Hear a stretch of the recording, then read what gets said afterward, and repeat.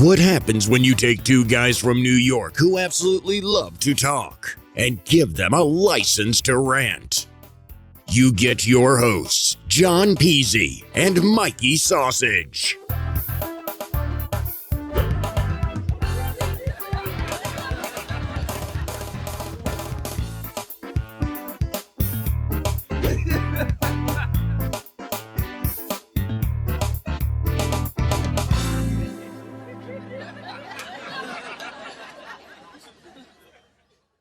Mikey. Wow, that was abrupt. Hey, what's up, going on? I'm looking at the promo of us coming up, and I'm like, we both look like we had smaller heads during the promo. Why you look so squeezed down? You look like Because I'm down. losing weight. I'm losing weight. No. Losing a lot of weight. I think No, I'm just looking at that promo. We look smaller, don't you think? Well, it's a long time ago. You know, yeah, it's a long time ago. Right. Yeah. I feel we have this conversation every time. well, the guest that we have on tonight is going to help us because he's written a great book about how to lose weight and eat right and do the right thing for us. Now, obviously, looking at the size of my head, I haven't finished this book, but once I do, you and I will both be in much better shape, I'm sure. You think so? I hope so. I'm praying. I'm praying to the whatever the Allah God is. Yeah. I would call that an uphill battle. That's what I would say. And we were talking before the show that Leland was like, I told him that you came to my house for my birthday, and he goes, oh yeah, I said yeah, he's very tall, and he's like, oh yeah, it was 6 foot. I said no, it was like 6'5". Like Leland's like, no way, the voice from God's like, he doesn't believe that you're actually that high. Are you really 6'5"? No, 6'3". 6'3". Yeah. Is that wide or tall? But no, not wide, asshole. I'm only 6 wide. No, but yeah, I'm a tall guy and big guy. So and big boned. I sound like my grandmother who didn't want to insult me and love me. Yeah, they always would tell you. What was the name of that? Used to go into the store and what was the big boy clothes called back in those days? They used to go over to the section with the what? What was it called? I know it very well. It's called Husky. Husky. Now in 2022, is that a politically correct term to be? I mean, between gay prides and everything else that goes on in the world, is it husky okay to say to somebody, "Oh, that boy's a little husky"? Well, if it was that, I'd be a bear, right? They say I'm a bear. Yeah, right. Yeah, well, so it's a new world, and husky doesn't exist. We just have a large bone. I really don't give a shit what people think. I just say what I feel anyway. So, I mean, me too. Me too. And you know what? It's all changing. It's all changing. For better? Yeah, or the worse? But you see Netflix, right? Netflix says, yes, you don't like to work here with our content. Bye. Even the Washington Post just did it. So and Disney too. Disney made a big error, didn't they? Disney is screwed. I mean, like, yeah. Well, I don't have to screw. Their numbers are down. I think the worm is turning. So, slowly but surely. I hope so. I think as more people stand up for themselves and not afraid to get canceled, which I don't think is happening as much anymore, I think everything's going to be just fine. We will find out shortly with me in reference to that. Well, I got some good news. Okay. They voted. So. They voted, right? They got what they voted for. Is everybody happy? I don't think so. I think I've lost 75% of my stock portfolio. Yeah, me too. I'm paying double for gas. Me too. And 100%. And the weird thing is you and I can afford this stuff, right? At the moment. How long will it before it hurts you? The only people that can't afford it are the people that the Democratic Party are supposed to be for, right? So it's all flipped around. It's a bizarro world. I don't even. I try not to do too much of the politics. You know why? Yeah, you could be quiet. It's okay. I did a Jewish wedding last night, and I performed, and I pulled out Obama. I pulled out the Trump puppet and the Biden puppet. Well, you're and okay it was with so Trump. funny. Well, the Trump puppet he's like papacy type character, so it plays well. Everyone likes you, don't like him. It's fun. But as soon as they take up the Biden thing, everyone's like, oh, and they want to choke him and punch him and do things to the puppet. I'm like, hey, you can hang him after the show. I'm here to do that. So I was doing a And joke. I just make them fall asleep and stuff, and people cry laughing. I'm serious. I know. Just like it's like the Hillary puppet that you have, right? Same thing. So Yeah. that's the reaction you get. But just listen, that community itself, the Hasidic community, that was all Democrats. Now it's all flipped. Not anymore. Not Yeah, anymore. They own businesses and they want things to run more yeah. on the right. Yeah. Also, Yeah, I had this great joke. There was a new documentary. I probably shouldn't tell this here. Anyway, hey, let's move on. I'm gonna do my Biden impression. You know what I mean. You know what I mean. all right. So tell us about our guest, Johnny Boy. This is a guest that I'm a big fan of. I mean, a lot of people we like to bring on, but Ryan is actually a person I listen to very often. As a matter of fact, I'd like to listen to every show.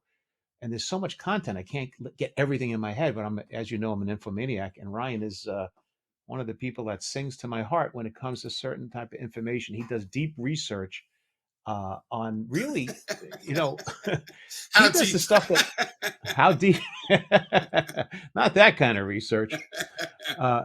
Actually, in fact, I was just telling that somebody today about a proctologist, and the first thing when the I proctologist, I thought you said rear search. I didn't no, say I said research. All right. I'm sorry. I was thinking of this today though when the proctologist puts his hand in there for the first time, his finger. What's the first thing that goes through your mind? His fingernail. Oh, bring him on. Anyway, I know that's a bad. Why am I'm trying to intro something serious, and you distracted me with dick jokes.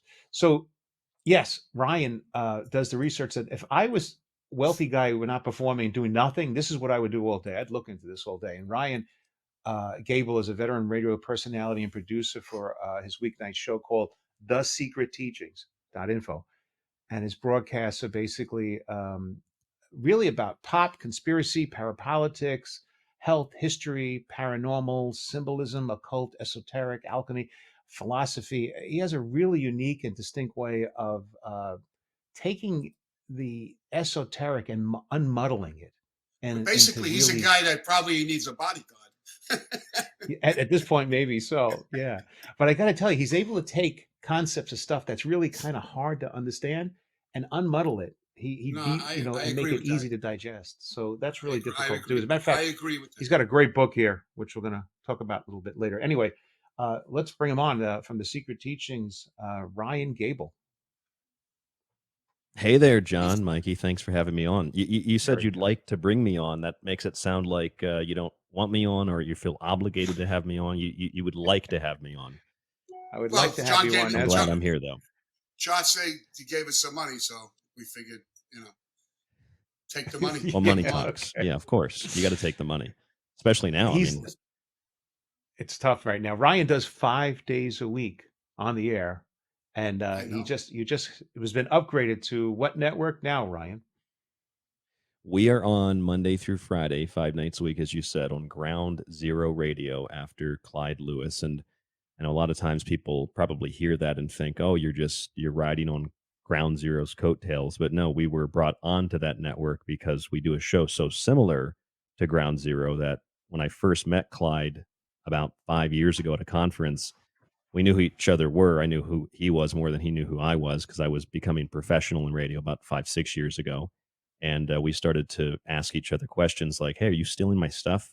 Because we came up with so many similar topics and ideas. So we became friends and colleagues. And over time, I ended up over there on Ground Zero Radio from all those other networks that, with the exception of one, the most recent, the Fringe FM, I've actually been kicked off of networks. I've been directly censored. And funny enough, you say I need a bodyguard. When I first started out radio at a college radio station in Orlando, Florida, 91.5 FM WPRK, I was actually the victim of threats and vandalism to my property because of the things that I said on air. And I never understood why that was. I just thought, hey, I'm sitting down in a college radio basement at 6 a.m. in the morning on a weekend.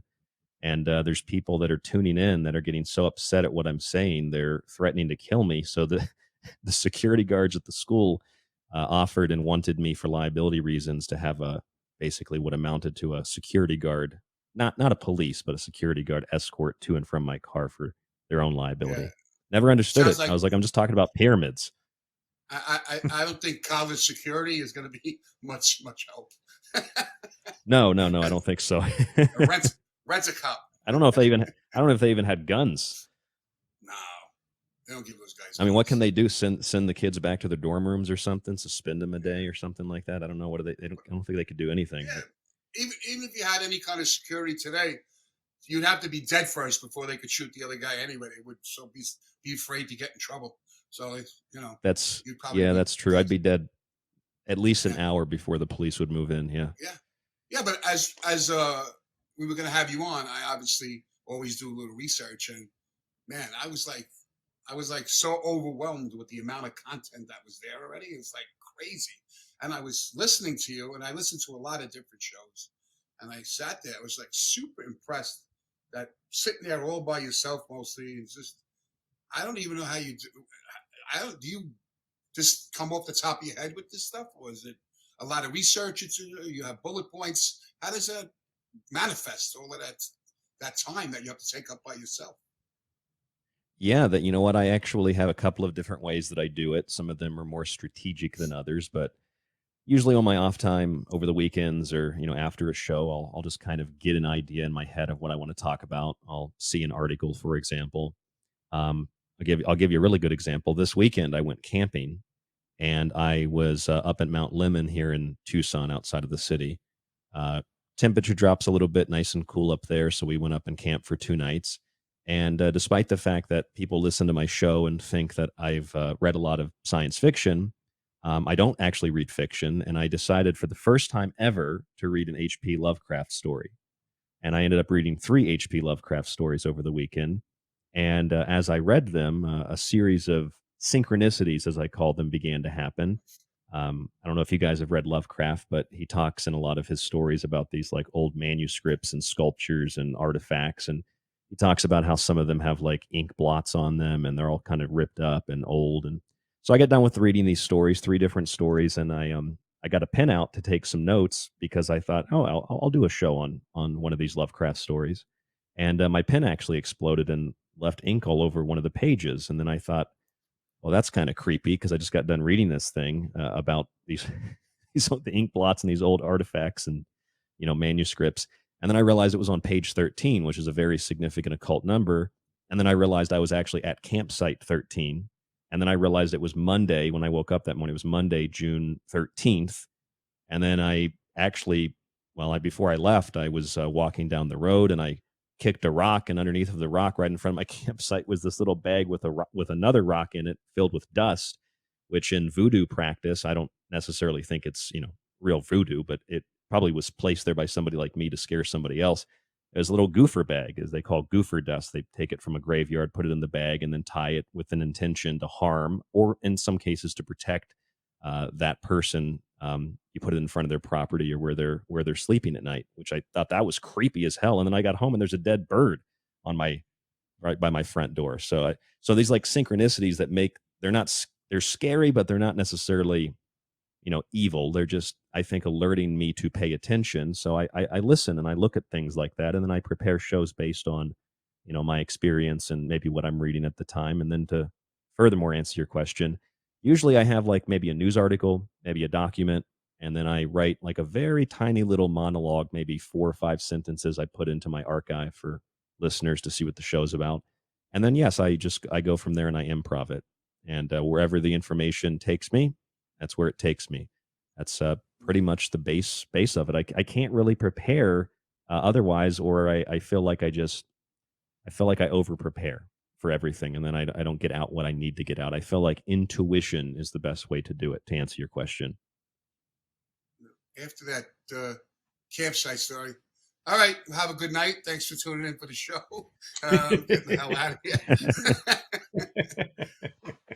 No, he's just easy. It's not easy just to vamp like that, just like we got each other, like so. But just to sit there and just like, I was actually on a show last week for an hour, and I got to tell you, I felt like 2 minutes. We flew right through. We got along pretty well as well. It goes so The thing is, fast, doesn't it? though, it does go really fast. Yeah. The thing is that's interesting though with him though. I know you have to research some things. It's not all off the top of your head. First of all, to be on the air a couple hours a No, I day, do. 5 days. Yeah, you have to research. You have to deep dive in certain things. Some of this stuff requires a lot more of I wouldn't say deep dive. I guess a lot more. There's nuggets along the way as you research things, and then it leads you into different paths, and it becomes very confusing and hard to stay on task about one thing. I know I've done this a million times where maybe either that or I'm ADD. I can't focus on things correctly, you know. But Ryan, if I'm reading his book, Sausage, you got to see this book. This book is called Occult Arcana that he wrote a few years back, and Wait, now I've did you been buy that or did you get it for free? actually I purchased this. As a matter of Oh, fact, you Ryan sent me. He actually sent me two by accident, and I returned one. Yeah, it was an accident. Yeah. did you return it? Yes. Yes. But I how think do he you was know living you in want to send? Rochester at the time. Maybe we send it one for me. You didn't know that. Are you going to read Yeah, this? you could have No. given Sausage one, yeah. I could Is have it at the audio? time. I'll listen to it on audio when I'm driving. No, this has words. You have to actually read. It's really. I was just telling him off the air, but this book is so in depth when it comes to symbolism and archetypes and the way everything is structured and where the history of it came from and where it started and how it grew out. That you can't. I was just telling you, you really can't digest. You can't sit here and read this book. You have to take it as a piece at a time.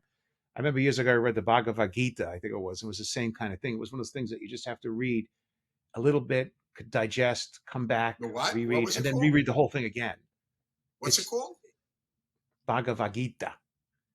What the hell is that? Bhagavad It, Gita it's or the yeah, it's about Mahabharata.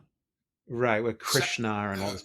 It's a great. It's sound like you were my like ordering an appetizer. It's how you the Baba in Gita. Edison, New Like Jersey. a baklava.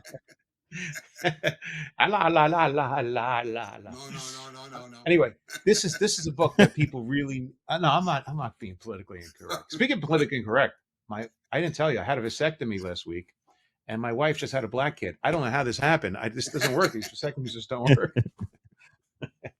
But this book is a must. Anybody that wants to know about esoteric and really in depth, this is the way to go. And I'm a super fan of this work, and Thank I you, John. really encourage anyone to really take a look at it. It's You're really terrific. really using that word deep tonight a lot. Deep nuggets. Deep, I don't know. deep nuggets. Yeah. So It's a the other deep thing we dive want into the abyss. That's what to the abyss. that's what the content Oh is. yeah, We're looking into the this abyss, guy. trying not Yeah, to become that monster. yeah. This guy could get you lost. And this guy Peasy, he's like a 2 a.m. Illuminati YouTube guy. So you know you're right up his alley, Gable. Trust me. Actually, when I'm naked, I'm the Illuminati. I have to tell you, I have a show That tonight. sounds like a Sources 3 a.m. Oh really? At college. I'm at Rutgers at 3 a.m. tonight. If somebody wants to come kill me, and that's another thing. Brian just said he had to have somebody walk him out. Which, by the way, I've had been walked out of gigs too after doing a show. And people are like, you made fun of this guy. We have to take you through the back. Any guy like Ryan that's willing to have a bodyguard or be walked out of a gig or have somebody threaten his life over saying what he thinks about aliens or a pyramid is the kind of guy I want to bring on our show, because there's a person that's living life the right way. Because if you're now, going to just be like everybody else, those are the ones that need to be disposed of. did they No, take you you out just the back, or you took it in the back? no. You Actually, I see, never. Gable Peasy does these parties sometimes in these very Italian neighborhoods, and even though there's no such thing as the mafia, there may be some guys that may be in this thing that's no such thing as the mafia, and he kind of like will pick on people in the audience and rag on them a little bit. And before the show, the guy will say, "Listen, table 12, don't say shit." So like he can't say nothing, but he says it anyway. It's happened many a time Well, where that's what comedians are supposed to do, isn't it? You're supposed to Right. push the boundary of what's acceptable, and Of course. That's the problem today. Even you should just be allowed to say, everybody just say what you want. If you don't like what you got to say, shut it off. Everybody has a problem. Just there's so much out there. If you don't like somebody, why bother them? Just leave them alone. There's so much shit that I look at. I mean, I don't even watch it. I'm not gonna complain about somebody, and that's the problem today. Just let everybody say what they want to say. you're absolutely right. And there's something else here I was thinking about too, because doing what he does is, to me, would have to be really frustrating at some point to be able to retain as much information and make sure he goes on the air and says what's factual and not, or even his belief is one thing, but the facts are a different story too. So you can't come out and just talk about anything and not have a reference to facts. So you have to do certain research to get in it. And I'm wondering, doing this 5 days a week and being in the same, I guess, circle of information that you're teaching and learning and pushing out, it has to take a hit on you after a while. I know, like, if I focus on just jokes every day or magic or whatever it is I'm doing, and I put so much attention to it, I have to back off and get away from it some a while because it gets too overwhelming. Do you ever feel that you just, after 5 days a week of the same sort of content, have to just pull back and go fishing, or I don't know, just do something that's going to take you away from the constant making you something you're not, almost? That's a That's a bad way to very state it. common question. No, Is it? it's a common question though. Yeah, it's a very common question. I think about it and I ask myself the same question.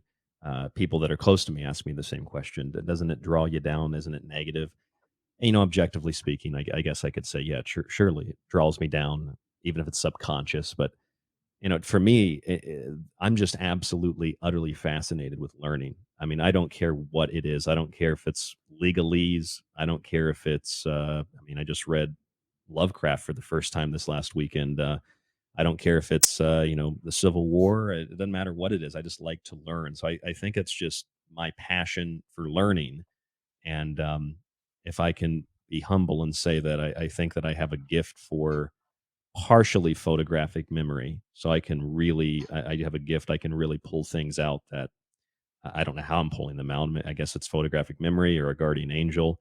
And beyond that, I really don't know. But you do have to do a lot of research and it can get very overwhelming. But I guess I've also made it so much of my life because I've been doing this for so long that I was never a partier. I don't drink. I don't take any drugs. I don't even smoke. I don't really do anything except learn, read, write, mostly prepare for radio. And I have an image in my head of what I want each show to be.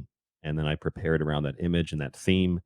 And I go from there. A lot of shows actually are just the names of the shows are just ideas that I've had. And then I find a little play on words and I go from there. So I guess yes, it can be overwhelming, and I probably do need to pull myself away from it sometime. But I also see it as illuminating because if I'm learning something that I didn't know, especially if it's something that, let's say, one person or a group of people or an ideology has attempted to prevent from becoming public or widespread public knowledge, then I find that to be a positive thing.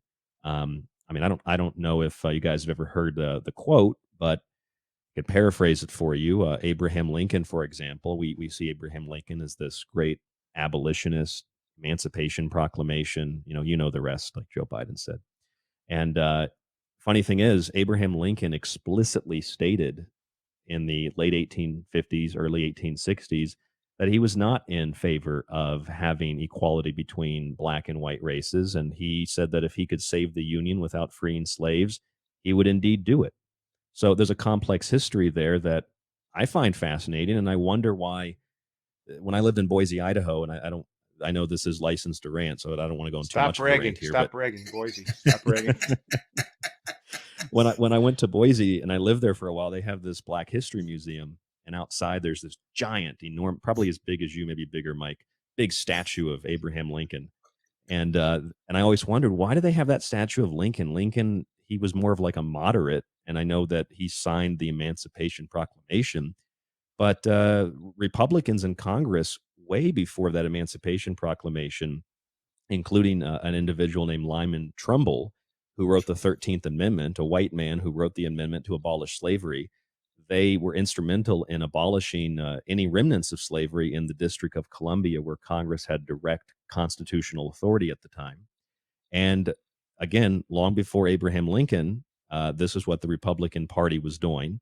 And it's funny because you have white people that actively were engaged in abolishing the institution of slavery. So when you think of quotes like that and you look at the different points of view on, let's say, the Civil War and the lead up to the Civil War, for example, you had people that believed that slavery was an inherent duty of black folks. You had people that believed slavery was an abhorrent practice and that black folks should be freed, but they should be sent back to where they were stolen or taken or kidnapped from.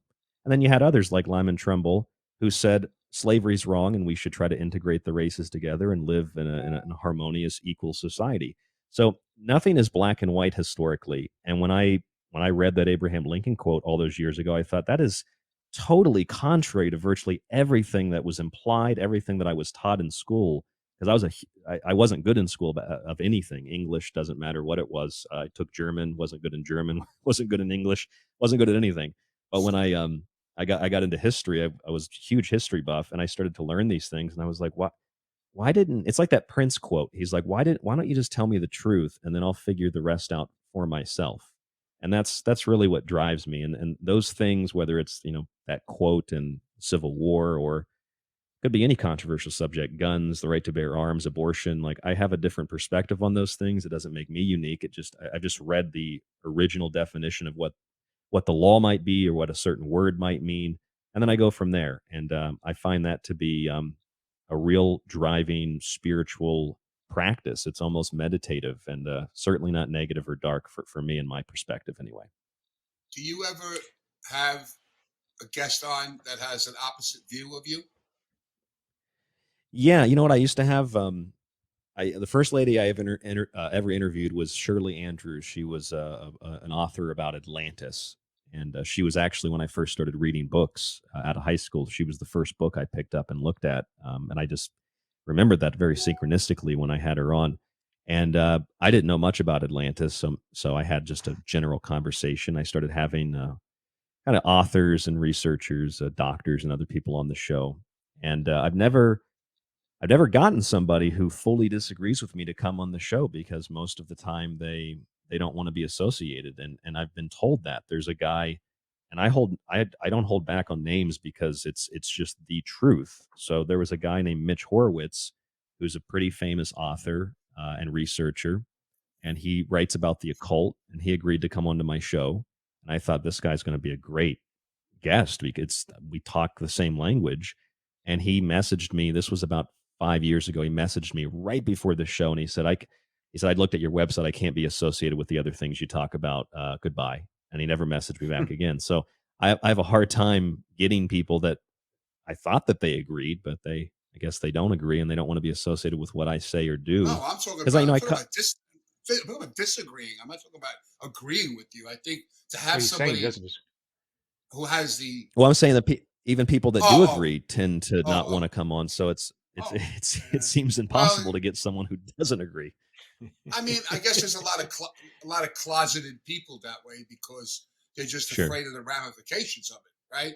You're just out there rolling and talking, and whatever's going to come your way is going to come your way. So there's not many people that have the guts or the backbone to do that, or maybe they have a livelihood that they depend on, or they're scared, or Yeah, So sure. like It's understandable too. yeah, like even me and Peasy, like for a long time, like we try not to touch too many hot topics because you don't know how the hell it's going to affect you, But we've been talking a lot lately about that, saying that what we should just speak our mind Commit. and yeah, just commit to it because you know someone's got to do it, and the more people that do it, the better it is. Look, Well, there's without more people doing conversation, it now.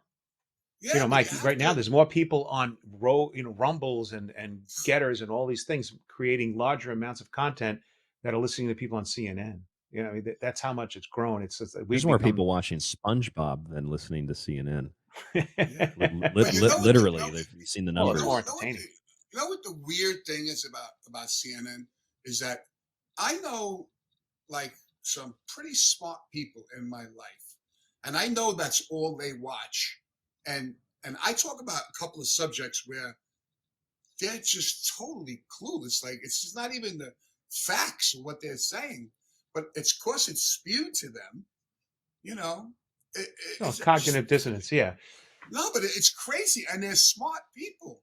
And they're like like just say, let's go back to that laptop, right?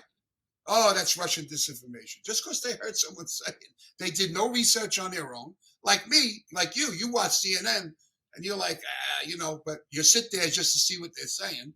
And I do. I kind of try to watch everything, and I try to read, and I try to get the whole story.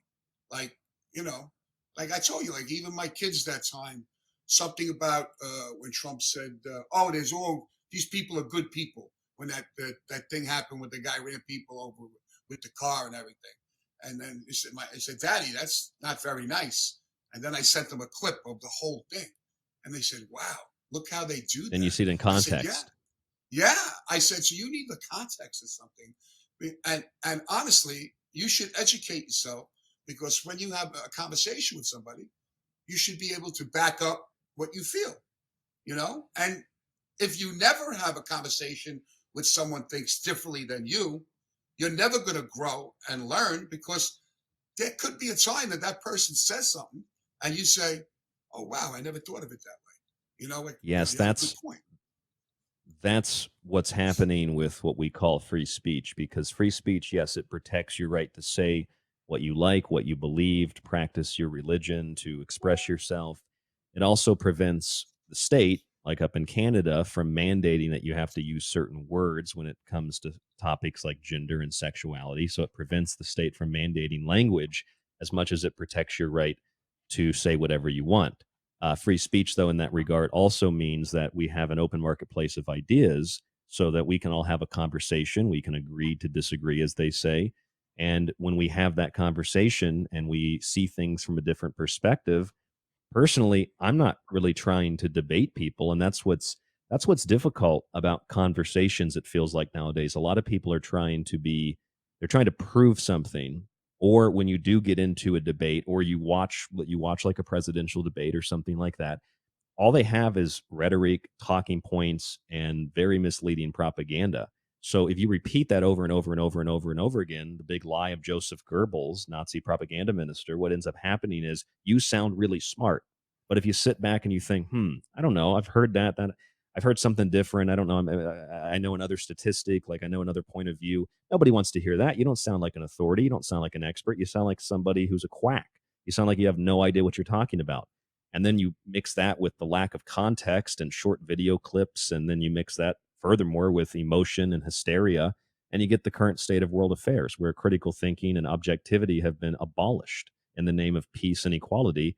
And the irony is, it does not create a more peaceful, more equal world. It creates a less peaceful, more chaotic, and a very unequal or unequitable world where nobody's able to have their own opinion. The state gets to determine your opinion for you.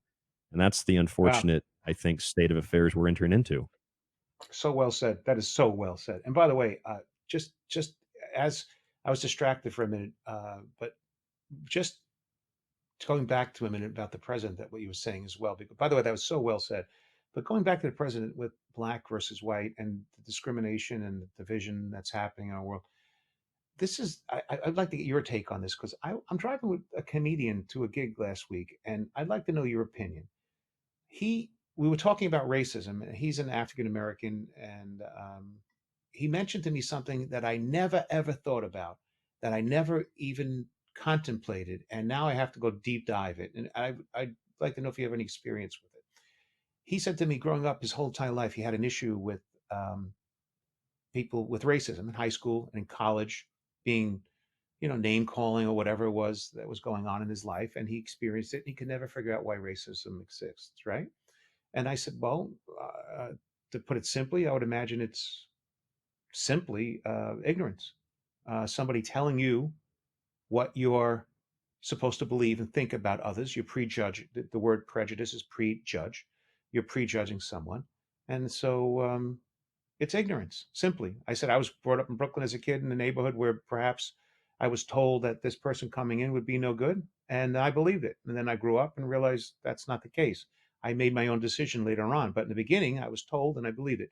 So there's a difference between a belief and then what you know as fact. So facts change as you become educated. All right. So my point of all of this is to you, Ryan, is he mentioned to me he felt this whole way his whole life until he read something called the ISIS Papers. The ISIS Papers are not a thing about Muslims or anything attacking it. It's about a psychologist, an African American woman psychologist, who wrote a book about how biologically we are different between whites and black people because it's inherently biological. And I said, what do you mean? And he said, well, if you're white, you have a gene that's less dominant than a black gene. for instance, a black gene, if you put a black man and a white woman together, they eventually become, the black gene has hard, stronger traits. So the child will be darker skinned or maybe darker eye, the blue eyes, the blonde hair may dissipate over time. In other words, the black gene is stronger, and over time, it's going to overtake a white gene in time. So if you move forward into the future by several thousand years, the blending of our world is going to be more dark than white, inevitably over time. And that's biologically true, he claimed. And that's something I think might be. So I never heard this point, but it's interesting. And then he mentioned to me that black people, when even during slavery, when they were hung and hung up on a, and hanged and everything, they, even if they were dead, they would cut off their genitals because, and I said, even if they were dead, and I said, why? And he says, that's the whole point. Why would you do something as silly as cutting off a person's genitals? Because it's inherently in that white man's genes to actually get rid of the thing that's most likely to affect their future growth. So the blending of our world is inevitable, according to him. And he says, once I read this woman in the ISIS papers, he actually realized that, yes, that's the reason why it's inherent. It's boiled down to biology. I never heard this before, and I thought this would be a really super interesting show for you to do. But do you have any knowledge or information about it? And what is your opinion on it? Well, I've never heard of those papers before, but I believe, and this is a belief, but it also filters into what is factual biologically. Even if we have the same skin color, even if we have the same religion, even if we like the same jokes, if I don't know you and you come into a room, never seen you before, I don't know your name, I don't know who you are, there's inherently a bias there because you could be a potential danger. That's not something that we consciously think about. Go to the gym, see some beefcakes, some big guys, you maybe you're jealous of their muscles or whatever, but like in the old world, that would potentially be a threat. They could maybe take your wife away. They could maybe take your property. Like that was a physical, biological threat. So we see each other, even if we're the same from the same place, get to know each other, we have the same background, we still might not even like each other. There might be something that's off putting. So we never talk about that fact that even if we're white and maybe we're white Christian conservatives, not all of those people get along either. So when you throw into the mixture coloring of pigmentation, then obviously we're going to look at those people as being different. And the fact is, whether you're black or white, subconsciously, you're going to look at somebody who's so visibly, distinctively different and instinctually going to think, okay, well, that person might be a bigger threat because they're coming from a totally different tribe than even people that on the surface look like I do. Now, civilization and open conversation and debate has, well, it's civilized us. So we don't look at black people and black people don't hopefully look at white people and think that person's a threat. We can have conversation and we can live together and we should be able. And I've only experienced just like the rapper Lil Wayne said when he was on that sports show a couple of years ago. He said, I've never experienced racism ever. I've never experienced somebody being racist towards me. He said, most of the people that come to my shows are white. He's like, people just want to hear the music. They're not racist. So clearly people's, personal experiences can be circumstantially provided as evidence or proof that something that is a mainstream narrative, an alternative narrative, whatever is true. But likewise, I mean, you can have people that have circumstantial experiences that aren't, I've experienced racism. You could have people like Lil Wayne who has experiences that are circumstantial, but that he's never experienced racism. And likewise, as a white person, if I have to define myself, I've been the victim of people who are white who call me a racist because I don't agree with their ideology. I've been the victim when I lived in Rochester, New York, although I don't like the word victim because I don't consider myself a victim, but in today's, language of a black person walking down the road and screaming, "Hey, whitey, get out of here." And I had a kind black lady one time when I was walking down the road. I didn't really know where I was going. I was apparently going to a bad part of the city. And she said, very nicely, she's like, "Excuse me, young man." She's like, "You might not want to go down that road." She's like, you might not, you might not come back if you walk down that road being white. So as a white person, I've experienced, racism, but that doesn't mean that black people are racist. Absolutely. And yeah, black people have experienced racism. I mean, I don't have a relationship with my father because of a lot of trauma and abuse, but I just found out recently that My dad told my sister that if she dates this black kid that she had a really good relationship with, that they would no longer pay for college and she'd be kicked out of the house. That's real racism. But at the same Mm. time, um, we should let people speak and say those things, because then we find people that we don't really want to converse with, and we can make a more truly equal society by finding people who don't want to live in an equal society and allowing them to create their own society of hatred and bigotry.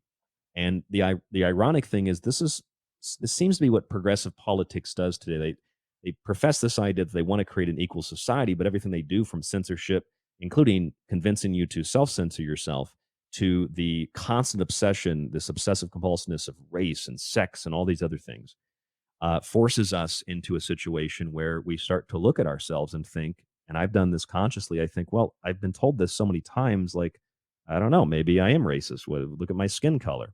And then, you start to think, hold on a second, where's the Crayola color wheel of race? Like, at what point do you become racist and then you're not racist? At what point on the gender color wheel are you not, a certain gender anymore? Do you become a certain gender? At what point on the religious hierarchy does a Jewish person matter more in the conversation than a Muslim or a Jew or a Buddhist? And when you start to think about it like that, you realize there really isn't a line in the sand. Everybody's totally equal, like naturally. So we should probably abide by natural law and accept everybody as equals, but still consider that we see each other, even if we look the same, come from the same place, inherently and instinctually as different and potentially a threat until we get to know somebody. That's called civilization. And it's called civility when we hear the other person speak. And then if we don't agree with them, that's fine, but we can still get along and have a conversation. That is a civil, equitable world. What we have now is the total opposite, in my view. Yeah, but you need that civil world, that world. You know, you know, just put politics for a second. Like we need two different parties. You can't say, "Oh, get rid of that party completely. Let's get rid of the war." That's not the way it's going to run right. The way it's going to run right is when we have people checking each other. So but you need normalcy. So you don't need this real extreme fringe left and a real extreme fringe right. You kind of need like people in the middle, a little to this way or a little that way, but willing to have that conversation. I just think that it's the buzzwords. You're a racist. You're homophobic. You're this. You're that. It's easy. It's a cop out. It's an It easy. is easy. Oh, you're a racist because you can't back up your conversation, so you can't Yes, get and on air. what does that do too, Mikey? That always puts the other person who's being accused of that on the defensive. So no matter what they say, they have to defend that point first. Well, I'm not a racist, and then it distracts from the fact that you might have a very factual thing to share, but now you have to sit there and defend Right? yourself from color of Yeah. your skin or your genitalia or Yeah. whatever. Seinfeld had an episode when they were talking about being gay or whatever, and again Not they that there's anything actually wrong with brought. that. Yeah, yeah. That's like just like, or like I hear a lot like guys, oh, you're a racist. I have black friends. What are you talking about? I'm not a racist. Like you gotta like quantify that you're not. Like it's like the weirdest. They put you in this corner, like you said, and the first you gotta defend yourself, and it's really bad. But you know, I just think that, and I'll do it all the time. I say, well, this, and this. And I say, well, why do you feel that way? And you know how many times they can't tell you why they feel that way? They just heard it. So they just heard it, and that's it. Who's and everybody hates him. And I think he's pretty well educated in a lot of subjects on what he believes his point is Tucker Carlson. I believe that when these people argue or discuss with him, he's pretty educated on that subject. So when you come at him, you better be very, very well prepared because he'll eat your lunch. I mean, Well, he's, yeah. that's back to the rhetoric and the talking points. It's harder to debate with somebody like that because they sound like they know what they're talking about when in fact they're just regurgitating what they've been told or what they've been programmed and indoctrinated to repeat. And so I mean it's the same thing with, I bring up a very controversial subject of abortion, and people tell us, well, if you're a man, black, white, doesn't matter, trans even, you don't have an opinion. You're not allowed to have an opinion on abortion. And if you're white, you're not allowed to have an opinion on race. I mean, this is the kind of thing that, again, prevents us from speaking because we're labeling people based on race or sex or whatever and saying because of your skin, because of your perception of your skin, your gender, your genitalia, your sex, whatever, you aren't allowed to say anything. And when it comes to the subject of abortion, think about it like this. If you read the Supreme Court's Roe versus Wade opinion from 1973 and the 1992 case of Planned Parenthood versus Casey in Pennsylvania, they explicitly say that states have rights to regulate abortion. And Roe versus Wade says on one of the first part of the Supreme Court's official majority opinion that they do not believe that abortion is an absolute right and that women should be able to have it whenever they want, however they want, as many times as they want. It says that in Roe versus Wade. And yet I see people holding up signs, Roe versus Wade is going to overturn my rights. I have an absolute right to abortion. I'm like, no, it literally says in the opinion of the court, you do not have an absolute right to abortion. And plus, Norma McCorvey, famous Roe, she lied about being raped. She was never even raped. She just she got pregnant and then said, I don't want to take responsibility for this. So you look at that, or think about something like they call it men's rights. Did you know that statistically, men and women are abused intimately in a relationship at the same statistical rate? It is the truth among all developed nations. And when it comes to something like rape, women are raped at a rate of about 1 to 3. Men, it's depending on the statistic, you look at 1 to 5 or 1 to 6. That is an incredibly high number based on the fact that there's virtually nowhere for men who are victims of sexual abuse or rape to go. Yet for women and children, it's every other block. Women raping men, you're saying? That's true, yes. So it could be men No? raping men. Yes. Yes. Is it men No, it's men raping women. That's the statistic I'm referring to. Right. But that's a good point, actually, because when you look at domestic violence, it could be man, man, woman, woman. But the point is, man, woman, woman, man, statistically, they abuse each other at the same rate. It's not that men are bad and women are bad. It's that people are sometimes pieces of trash or people get heated. And then you have to ask the question, how do you define that? How do you define abortion? How do you define a mass shooting? A mass shooting is not it's 4 people being shot. But the definition of the word mass is upwards of 10 or more. So how can it be a mass shooting if there aren't a mass of people being shot? This is like with COVID-19. You've tested positive, but you're not actually sick. And we're not actually sure if this particle is making you sick. You just tested positive. People died after being tested positive. So you test positive and then you die in a car wreck. You still died of COVID. We have to ask questions. How do we define these things before we can get any answers? That's the problem. And we only have he just said 3 things. We could have a 6-hour show. As I was saying, I love Ryan. He's such a beautiful stream of consciousness. It's beautifully put, and he's got a great. You do. You really have a wonderful way of thinking, and I really respect it because I'm actually embarrassed to tell you guys that I have a pronoun name. It's called Cracker Ass. After this conversation, I'm a little embarrassed to bring it up, but it's corn pop. Corn pop. No, it's that's my Biden impression.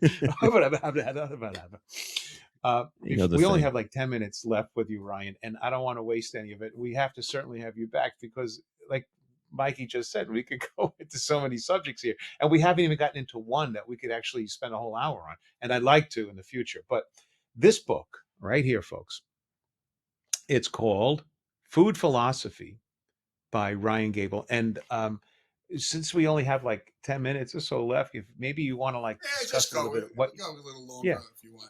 Well, he has to go. Like he has. All right. I've got about 20 minutes for you guys, or past that. It's okay. Okay. I'll make an exception. He'll make an exception. He's not going to rape anyone for another half hour, men or women. But tell us a little bit about your idea of food philosophy. If somebody's going to purchase this book, what are they going to get from this? What are we looking at? What are you telling us to do for our lives to make it better? Well, I tell people that's a 3rd tier book. So, the Occult Arcane is the 1st tier. I can consider that my masterpiece. And then I have the Technological Elixir, which is more of the pop conspiracy and some other things about AI and demonic possession and all that. So food philosophy was a separate thing that I wrote. It does, if you read it, sort of start the whole series because the Technological Elixir starts off where food philosophy ends on the subject of, climate change and utilizing environmentalism, as the Club of Rome said, as a tool in order to control and reshape society. There have been a number of think tanks that have said this. So, and looking at something like climate change and environmentalism, you get this idea that we shouldn't eat meat and shouldn't have dairy and should eat bugs. And personally, I don't consider myself a vegan, but I don't eat meat. I just choose not to because of a variety of reasons. And I came to that conclusion in the same way I came to the conclusion that I don't support a lot of major food manufacturers because they lie to the public. They lie about their products. They lie about their research. They deceive people. And I don't care if they're selling an organic apple fresh on the farm. If that company is lying to me, I'm not going to buy that organic, fresh, free range, gluten free apple. You know what I mean? So that's what really triggered the book. And I started it off by looking into a number of companies, things that I always thought were funny, like natural flavors. And what exactly is a natural flavor? Well, literally, if you take dog piss, or dog feces, and maybe it smells like lemons, you could put that in the food and call it natural flavor based on the USDA's guidelines. If you look at an ingredient called castoreum or castor sacs, it's literally the anal glands of a beaver that they use to make strawberry and raspberry and other forms of ice cream. And I thought, hey, if you want to eat it, that's fine, but you should at least know that you're eating you're eating ass. Literally, just it's a beaver's ass. And I don't mean that hyperbolically. I mean that's literally what it That's a is. dirty So I crack. learned I learned those things, and I just wanted to share them with people. And there's some comedy in the book too.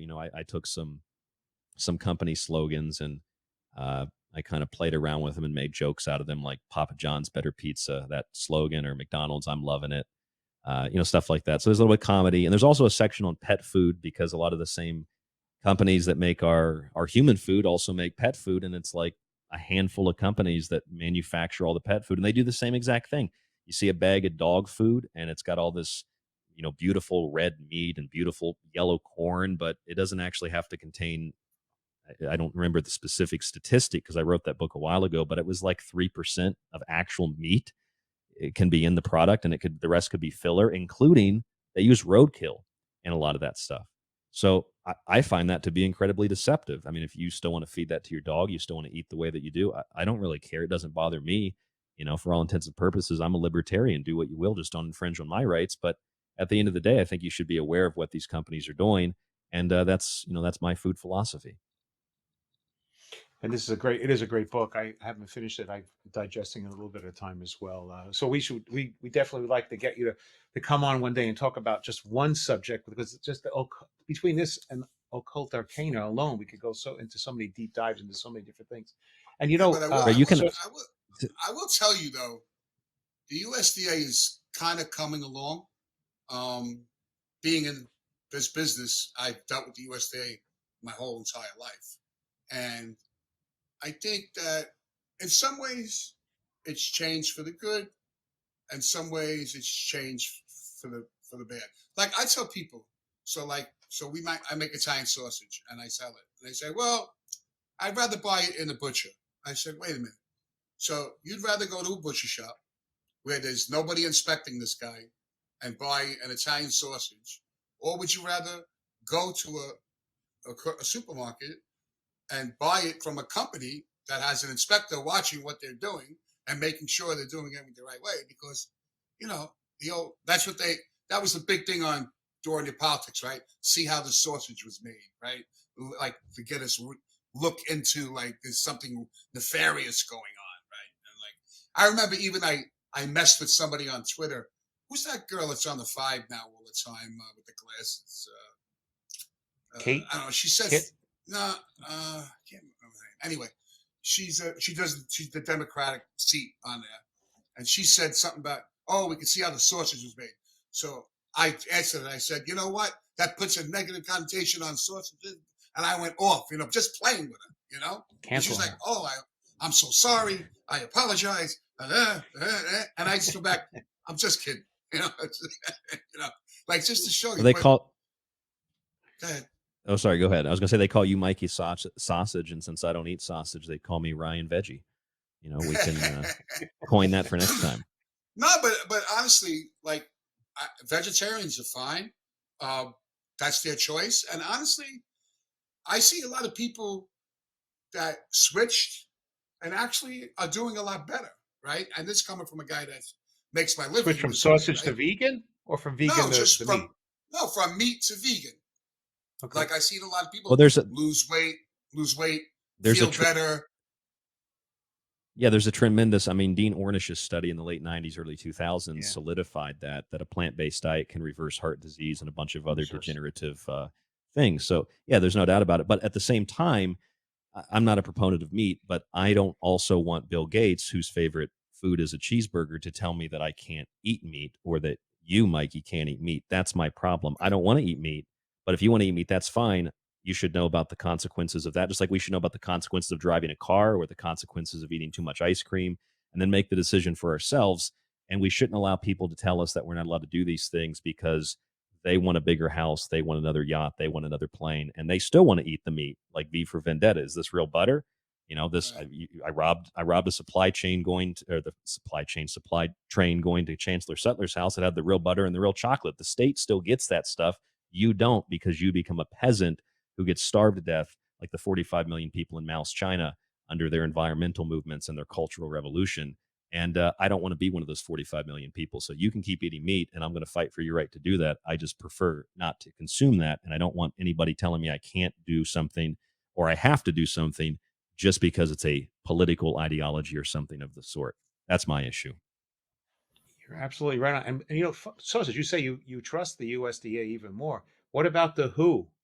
What's gone on over the last couple of years between Who's the that? WHO, the WHO? Yeah, the WHO.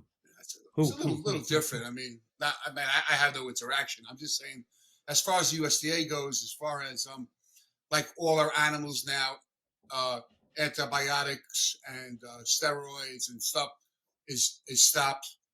But there are cases where animals will get sick. They have to isolate them.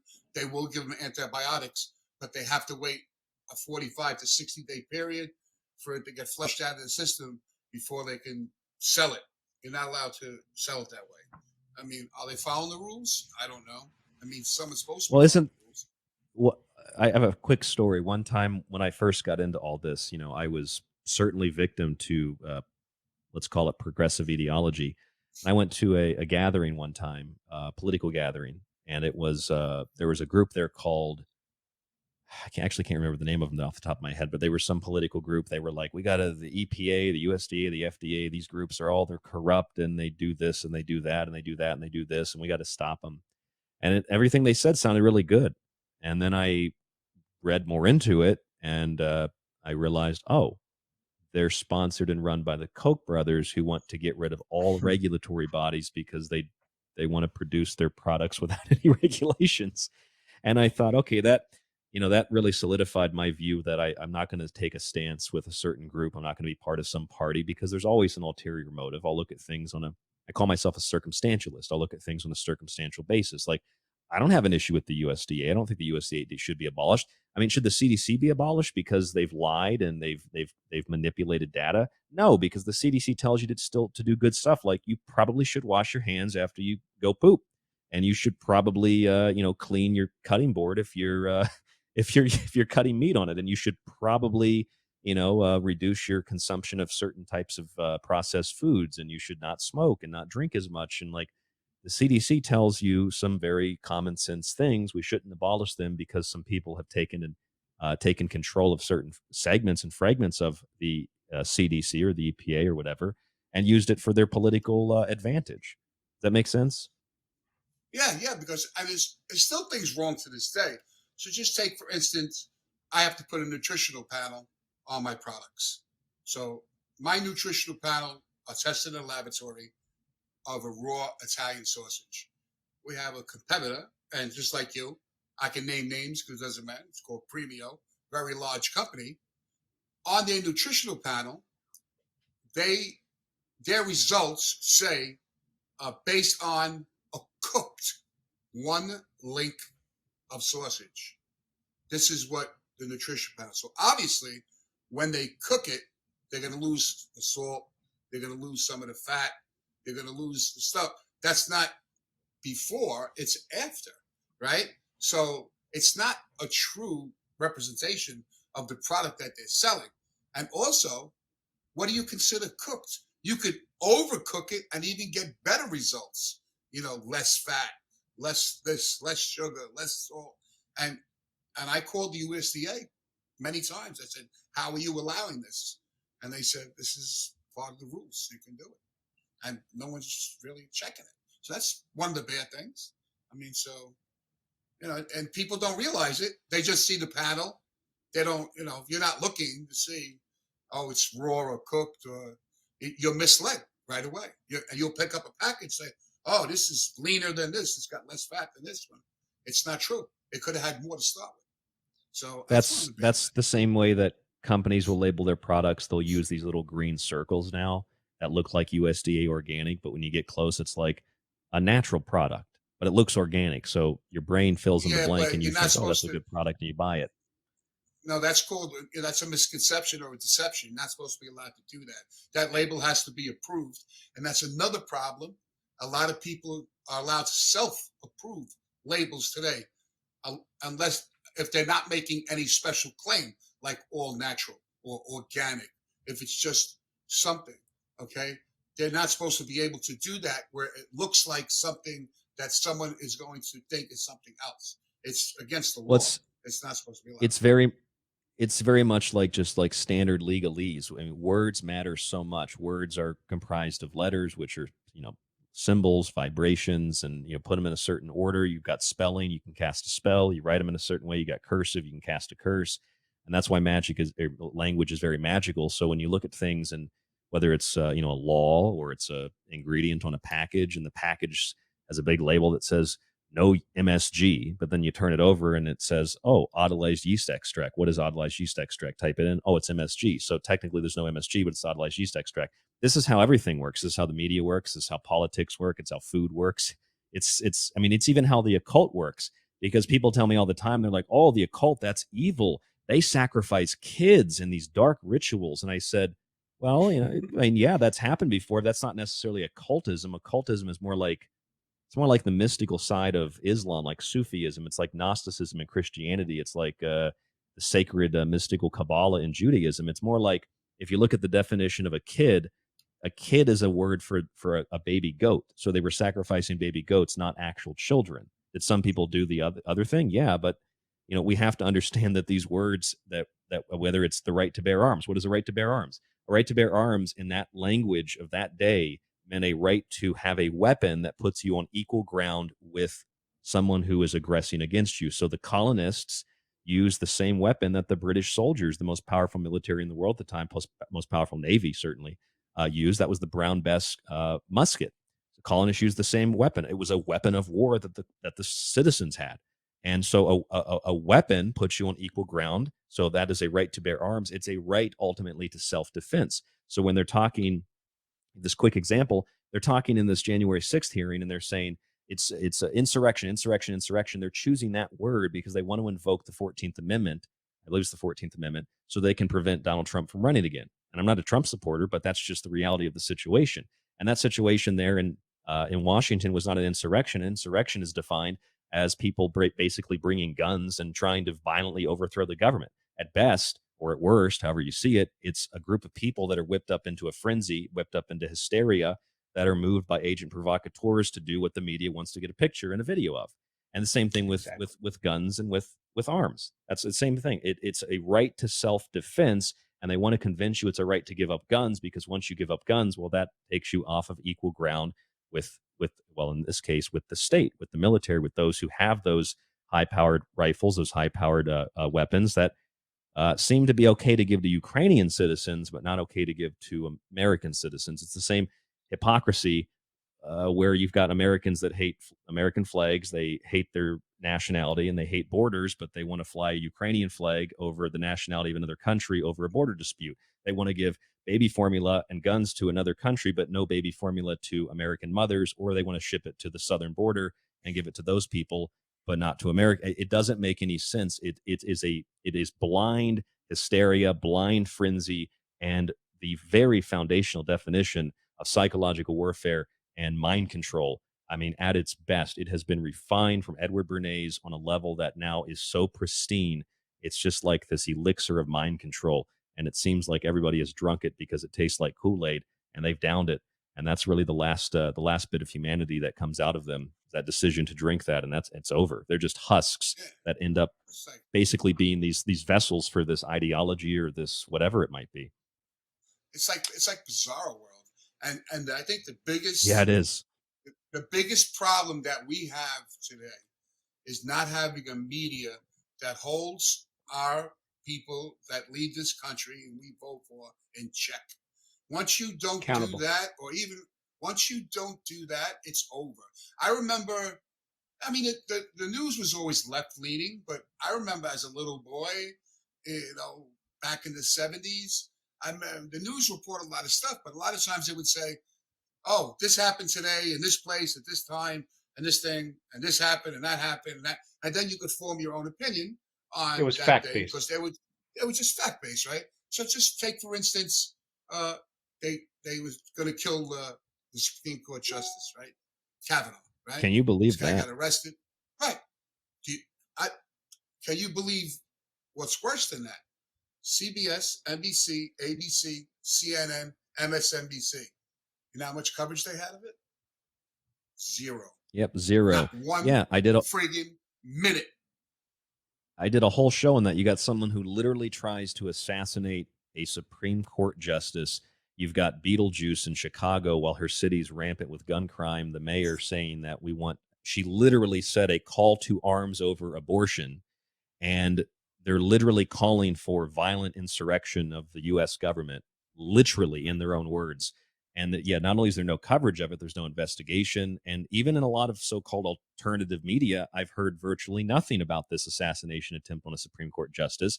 And furthermore, not only is it a violation of, I believe it's Section 1507 of U.S. Code 18, it's a felony to attempt to protest outside of a Supreme Court or any judge or member of the court, et cetera's home or their office or place where they're located to get them to overturn a verdict or an opinion. But not only is it a felony and they're calling for insurrection, which is treason, but they're going so far as to say we should just use the president's pen to make laws. We should override congressional processes if they don't vote the way we want them to vote in the Senate. And we should pack the Supreme Court. These are things in the New York Times. These are things on, daily, nightly news. They want to overturn Congress, use the president as an executive dictator authority, and they want to pack the Supreme Court. These are all things that Adolf Hitler, Joseph Stalin, Mao Zedong, and others did. And they're Right. calling people who oppose that fascist. Doesn't make a lot But of we sense. have a constitution, and that's the thing Yeah, that but stands in the way. We have a constitution, and that's the and reason our Ryan, forefathers were smart. Yes, they and were, Ryan John. said that. Very smart. Ryan said that he wasn't a Trump guy, but if all this stuff that's going on now, they were telling you this is what Trump was going to do, right? This is what he was Of going to do. course, All mirroring. these things, right?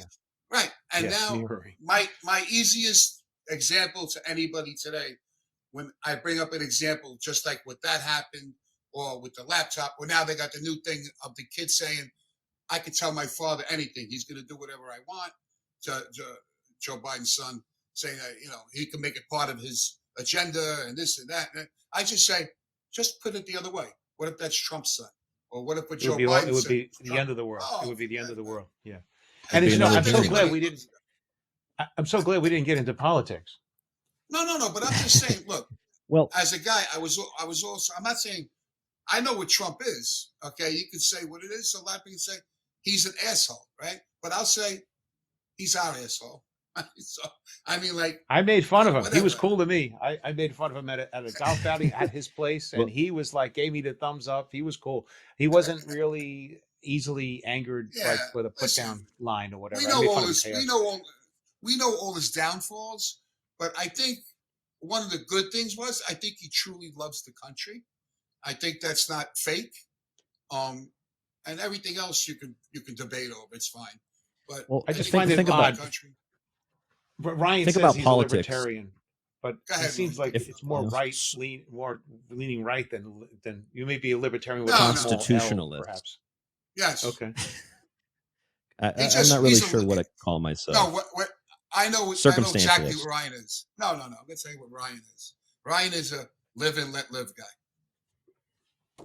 Yeah. Well, In essence, yeah. And you know what? If you talk about politics, people get they pick their side. Tell you one last thing. If you think about politics, this is what I try to do in the Secret Teachings. I look at something like January 6th, and they keep branding that date into your minds. And so you bring it up, everybody's like, they got an opinion on the right, the left, whatever. But January 6th is something else. In Egypt, it was a very sacred day. January 6th is the Feast of Epiphany for the Christians. January 6th is the Dionysian wine miracle day, in which Dionysus or Bacchus, the Greek and Roman gods, turned water into wine. So it's a day of alchemy and transformation, which it led to the shifting of power, and it led to this mirroring of reality, which, interestingly enough, these people are for some reason obsessed with the rainbow.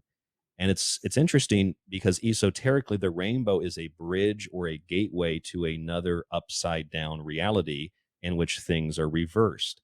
And it seems to be the rainbow is a great symbol of all of the inverted things that we're dealing with and talking about, where literally everything seems to be in the upside down world of Stranger Things. I don't know if it's both literal and figurative, or it's just literal, it's just symbolic, but it seems to be a combination of all those things. It really feels like we're living in an upside down world. Ryan, when we bring you back, I would like to talk an hour just on that, because that really intrigues me so much to hear that. I really would. And I know you have to go because you have other things that you had to do tonight, and we don't want to hold you up your time, but I got to we'd love to have you sacrifice a come back kid and- goat. Yeah, you please do that. You know what? By the way, just January noticed? 6th. He's Yeah. got his background on. Why would you do that? Oh, why not? Hey, by the way, January 6th is also Little Christmas, which is a very important day to me because my aunt hung herself on Christmas Eve. And being traditional Christians, we don't want to take it down till January 6th. So No. that's the only joke I can remember about January 6th. To end off on a positive note of smile and laughter. No, rather than like we should all kill I ourselves. remember my grandmother, my Italian grandmother said, "You got to throw the Christmas tree out before Little Christmas. You couldn't have it in the house." So we would like to throw up the websites, where we can see Ryan. First of all, Ryan, take a look at this book. Food Philosophy is terrific. As you can tell, I've lost 50 pounds since I've read it. And this book, Look great. Occult Arcania, yeah, looking really great. I have less hair on my head than my chin. And then also he has Got the other book here. I haven't read can that see book that, yet. okay. The Technology Elixir, and all of these can be Technological found. elixir, yeah. These would all be found, Ryan, on your website, thesecretteachings.info. Am I correct? That is correct. As That's well the as only place. All the covers are the same. Are you trying to save on graphics money? black and white. It's black and white because Well, it's because of it's biology. No, It's no, the way no, it no. is. The way, no. The layout of it. Right? Oh well, I So- designed these because I'm a very I'm a very black and white kind of a guy. Very kind of. Oh, I all like right. I like the old I like the old feel to it. It feels a little bit old or something, a little archaic. And yeah, that's why I went with it. I like it. Someone else and drew also, them, but I designed them. it looks great. They look great. And also, we could also, besides getting you at thesecretteachers.info, we could also hear you daily, 5 days a week on Ground Zero Radio after Clyde Lewis. He's on at 7 p.m. Pacific for 3 hours, and then we come on right after at 10 p.m. Pacific on groundzero.radio. There's also going to be a Ground Zero Radio app, or it's the Aftermath FM app. They're still streaming at TalkStream Live and the Paranormal Radio app. There have been some issues with getting those to work properly, but otherwise, yeah, groundzero.radio or that Aftermath or Ground Zero Radio app. And of course, you can find us on Twitter at TST__radio, Facebook.com/The Secret Teachings. And as John said, www.thesecretteachings.info. That's where the books are. You can read reviews, digital copies and physical copies, and we do ship around the world. That's also where the full show archive is, all the shows, all the montages. And when you subscribe also for a year, you get access to, you get all 3 books to download or stream with your yearly subscription. So I try to give as much away as possible in a very easy to utilize format. Mostly because I have no clue what I'm doing on computers. That's really what it is. Oh, you do fine. And if you want to reach you personally, we could get you at rdgable@yahoo.com. Am I correct? That's everybody thinks that's such a funny email. Yeah. rdgable@yahoo.com. I still use Yahoo. Yeah, I still use Yahoo. I will tell you, rdgable@yahoo.com. interestingly enough, that's how I ended up meeting. I listened to his show on Paranormal Radio many, many times. And then one time I had some burning question that I couldn't figure out.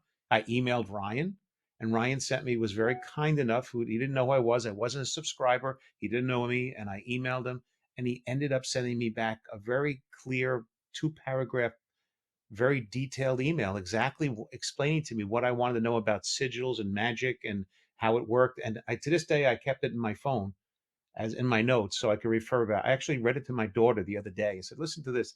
This is really super interesting." He was very clear and concise, and I really appreciated that. And you could take that. You could take that as he has no life and no friends too. So that's actually closer to the truth, Mikey. I talk to dummies, but hey, I'm with you guys now. So. Hence the black and white grayness of it. It's just there's no color, no life to it. Yeah. No, you have a life. He actually has a better life than most. Most people are just robotic, running along, doing the silly, same old, every single day, same thing, and they hate their lives. And he's living his life fulfilled, doing what he's supposed to. You're on purpose. And by the way, in reference to sausage, and is great. He makes wonderful sausage. I've been eating it for many years, and to tell you the truth, I mean, I may have 3 testicles, but it hasn't changed me in one bit at all. It's been wonderful.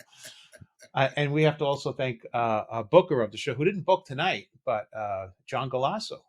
And John Galasso has a wonderful book out called justlaugh.org called A Smile, a Grin, a Laugh, That's Life. And that's a wonderful book about humor and how it affects your health. So take a look at that as well. And he's on Facebook as well as facebook.com/A Smile, a Grin, a Laugh, That's Life.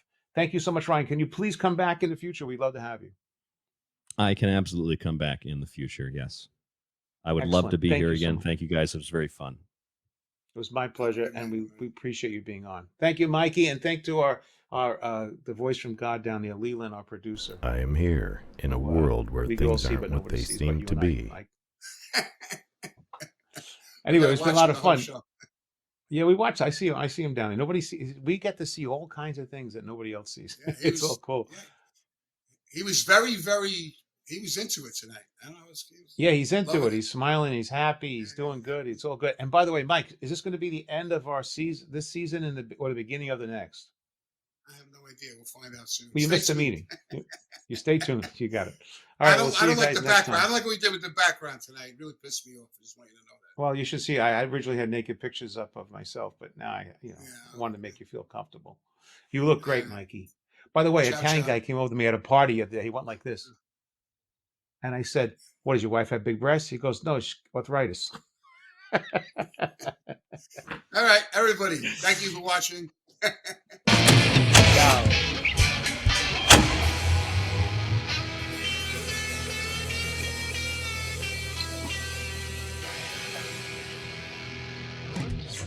Yeah, and what's great about late night radio is, people are like, what the fuck that guy just say? And then they fall asleep, so it's okay.